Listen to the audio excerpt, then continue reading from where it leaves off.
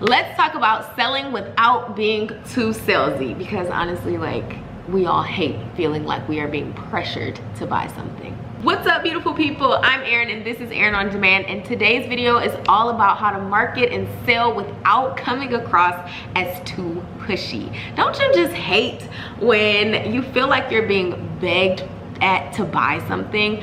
That is a really bad feeling to have, and a lot of times we do that to our own customers without even realizing it, because we just aren't necessarily equipped with the proper tools to actually get a sale in a tasteful way and to honestly generate more sales because of the way that you're selling. So in this video, I'm going to share with you 7 steps to take in order to sell without being overly salesy. Step 1 is to pay attention to what you buy. This is the best way to get an idea of what type of marketing you're actually attracted to.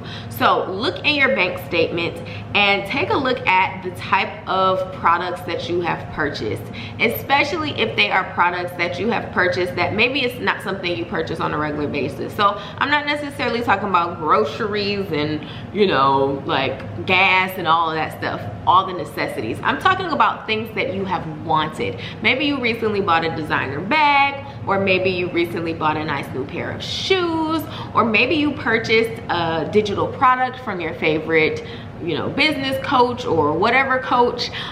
Maybe you've purchased a actual product like my top 3 notebook. Like, pay attention to something. It doesn't have to be multiple things, but something that you have purchased, and we're gonna take that item and go through a few steps with it. Step 2 is I want you to reverse engineer what got you to actually purchasing that product. So for example, I'm going to use my top 3 notebook as an example. If you're not familiar with it, it is my flagship physical product for entrepreneurs who want to get more organized.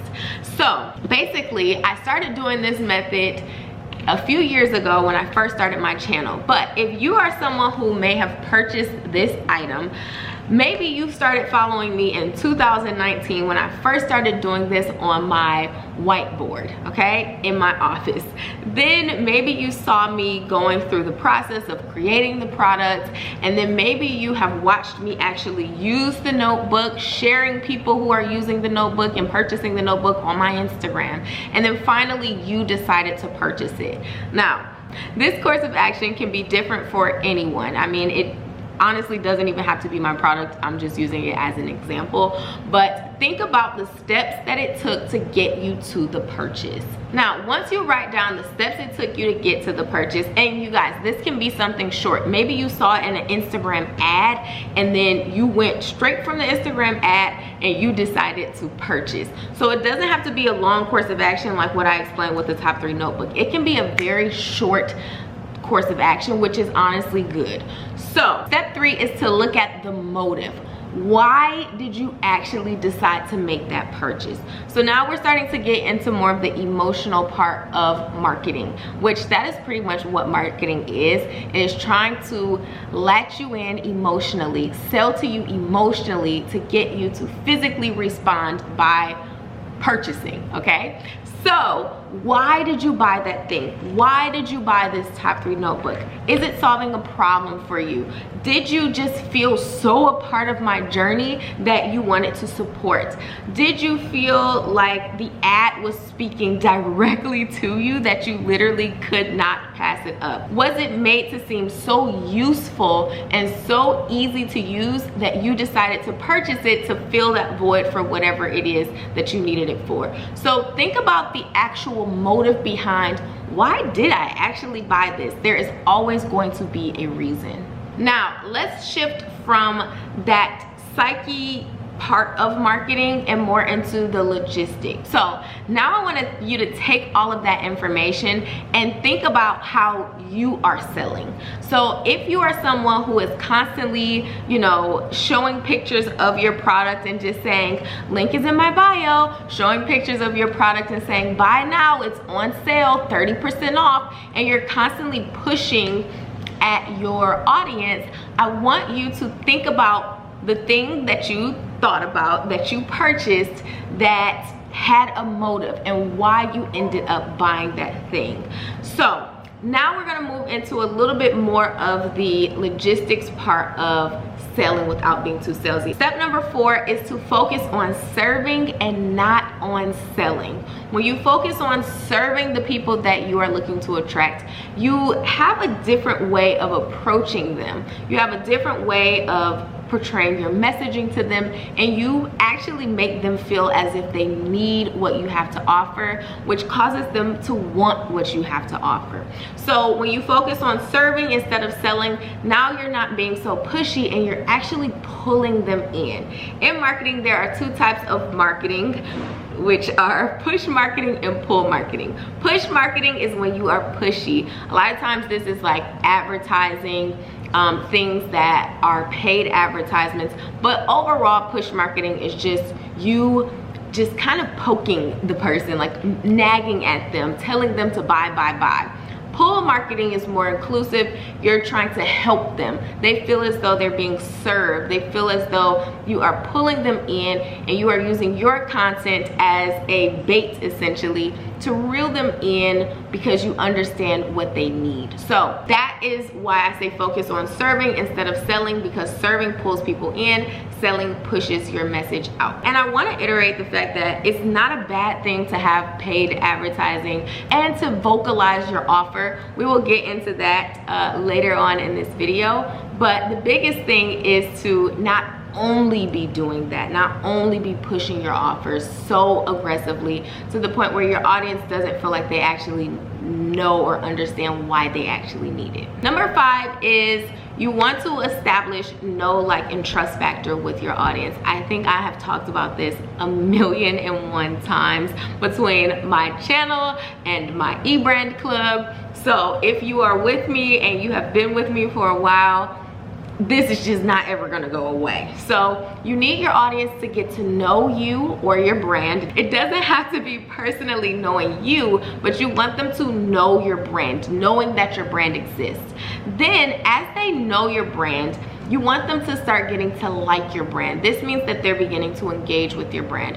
So maybe you know of Pepsi, but you've never actually tasted one. You can't say that you like Pepsi because you don't know what Pepsi tastes like.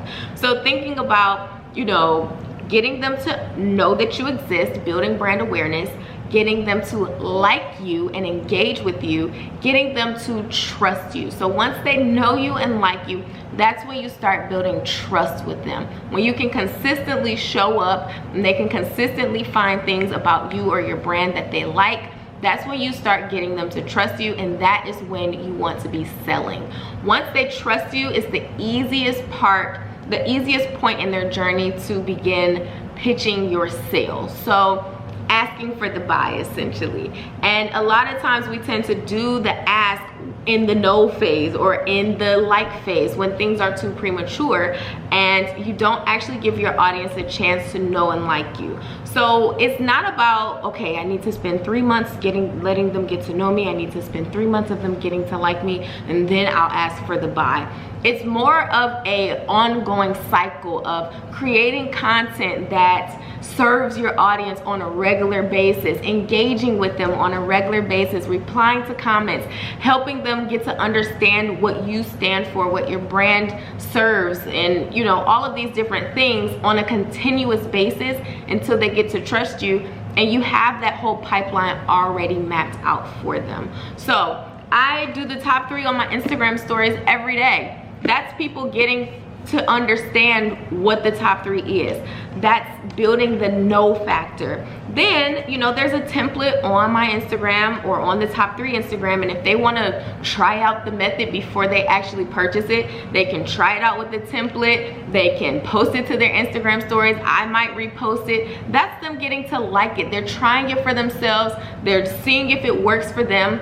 And once they know that they like it, then they may invest and purchase the actual notebook once they trust that the method actually works, and maybe once they trust me and get to know me a little bit more. So it's not about it being a step-by-step thing that you are in control of, but you want content and resources and things out in your, you know, brand that allows people to go through that journey at their own pace. Another part to building know, like, and trust is knowing who you're talking to. I have a whole video on target audience personas and how to pinpoint who you want to talk to, so I will link that down below. Step 6 is my 3 P's, which are prepare, position, and promote.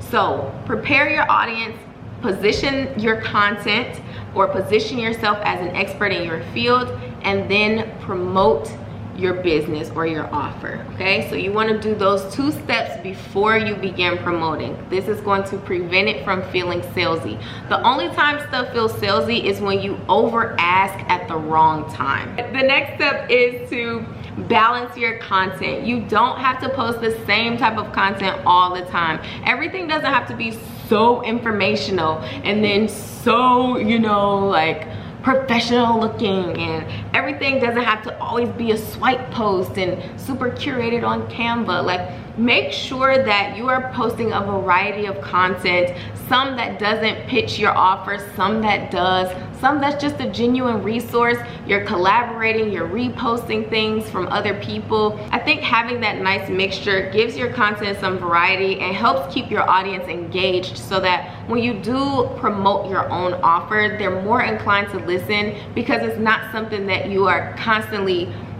boggling them down with nonstop, and they've learned to actually enjoy your content in general. So the more you can get people to enjoy consuming your content, enjoy your brand, have a good brand experience in general, the easier it is to actually purchase something from you. And the last step is your calls to action.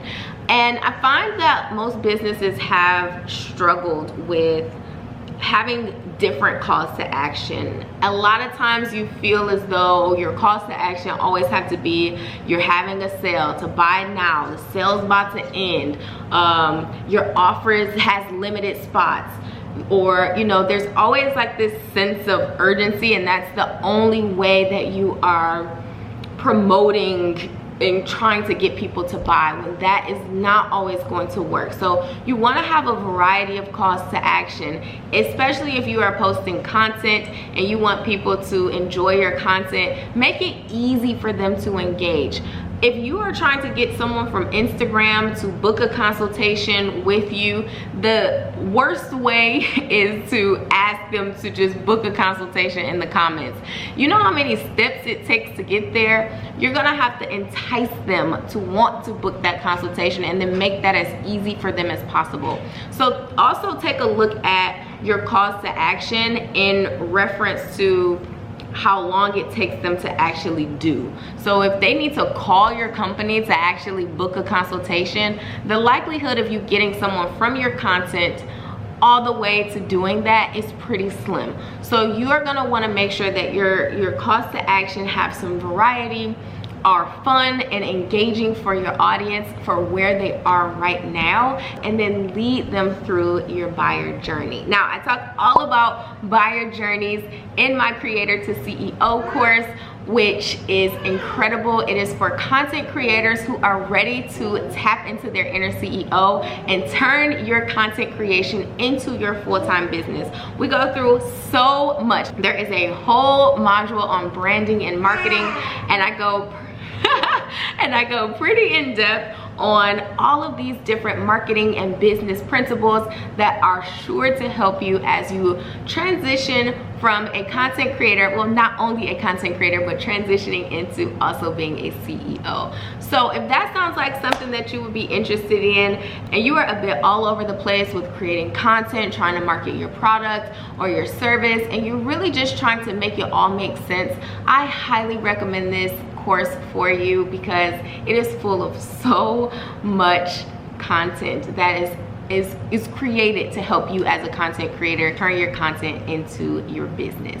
So I hope that this video was helpful for you. In the comments, I want to know the tip that you are going to take action on right now. All of the information for the Creator to CEO course is in the description box. I don't want to give any specifics right here because I don't want it to be dated. So check the description box. We'll keep it all up to date for you.